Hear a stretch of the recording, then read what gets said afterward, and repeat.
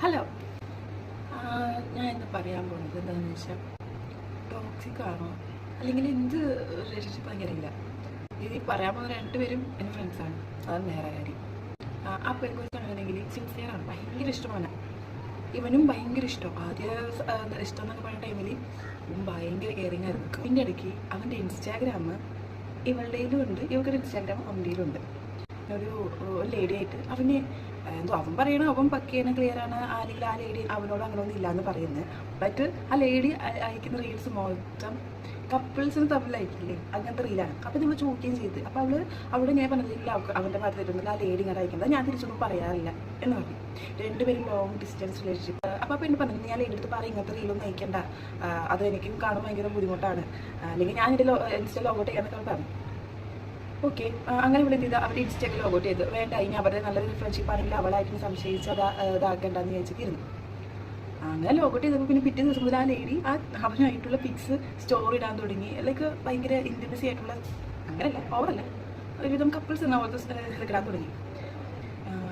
നമുക്ക് മനസ്സിലായി ലൈക്ക് അവൻ എന്താ പറയുക, അവളുടെ എക്സാം പോയ ടൈമിൽ അവളെ ഫില്ല് ചെയ്യാൻ വേണ്ടിയിട്ടായിരിക്കാം ഈ ലേഡിയുടെ കമ്പനി അടിക്കുന്നത് നമുക്ക് മനസ്സിലായി. പാർട്ട്നേഴ്സ് അടുത്ത് മാരേജ് ചെയ്യാൻ പോകുന്ന ആൾക്കാർ വേറെ അതിൻ്റെ ഒപ്പം തന്നെ വേറൊരു റിലേഷൻഷിപ്പ് വയ്ക്കുന്നത് മോശമല്ലേ എന്ന് അവൾ തോന്നിയിട്ടുണ്ടാകും. അവിടെ എന്ത് ചെയ്ത് ആ ടൈമിൽ എക്സാം ടൈമിൽ തന്നെ അവൻ്റെ അടുത്തൊരു ബ്രേക്ക് പറഞ്ഞത് എക്സാമിൻ്റെ ഇതൊക്കെ നമുക്ക് വരാം. പക്ഷേ ഇവൻ വിചാരിച്ചു പ്രോപ്പർ ബ്രേക്കപ്പാണ്. ഓക്കെ ഫൈൻ, അതും ഒരു റിലേഷൻഷിപ്പ് വീട്ടുകാർ നമ്മളെ അറിയേണ്ടത് അറിയാം. എന്നിട്ട് അവൻ്റെ വീട്ടുകാർ പറഞ്ഞാൽ ഇപ്പോഴും ഇവിടെ ഇങ്ങനെയാണ്, എനിക്ക് ഭാവിയിൽ ഭയങ്കര മോശമാകും, അതുകൊണ്ട് അവളെ വേണ്ടാന്ന് വെക്കിട്ടോ ഒറ്റയടിക്ക് പറയുന്നത്. അതുപോലെ സംഭവം അവൻ്റെ അമ്മ, അതായത് അവരുടെ അമ്മ എന്നൊക്കെ ഭയങ്കര ബിഗ് ഫ്രണ്ട്സ് പോലെയാണ്. മോളെ ചക്കര എന്നൊക്കെ പറഞ്ഞ് സ്നേഹിച്ചൊരു സ്ത്രീ പെട്ടെന്ന് ചേഞ്ച് ചെയ്യും. അതൊക്കെ ഭയങ്കര ഹേർട്ടുമായി.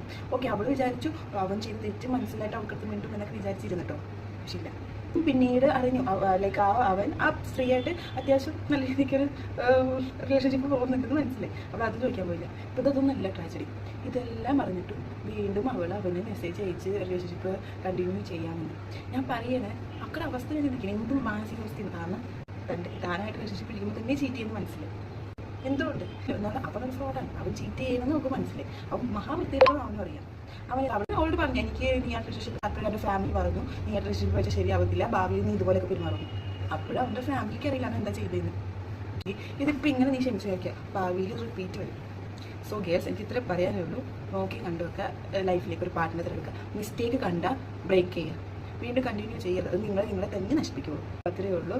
എന്താ പറയുക, പരമാവധി ഇമാതിരിയുള്ള വൃത്തികെട്ട മനുഷ്യരായിട്ട് അത് പെണ്ണായാലും ആണായാലും വെക്കരുത്. മനസ്സിലാക്കുക, അല്ലെങ്കിൽ സ്കിപ്പ് ചെയ്യാത്ര തന്നെ. പിന്നെ സ്വയം എടുക്കുന്ന തീരുമാനങ്ങൾ സ്വയം തന്നെ അനുഭവിച്ച് എടുക്കേണ്ടി വരും. അപ്പോൾ ഓൾറെഡി നമ്മൾ നല്ലൊരു തീരുമാനം എടുക്കുന്നെങ്കിൽ അത് കണ്ടിന്യൂ ചെയ്യണം. അപ്പോൾ അത്രയ്ക്കുള്ളൂ. ബൈ.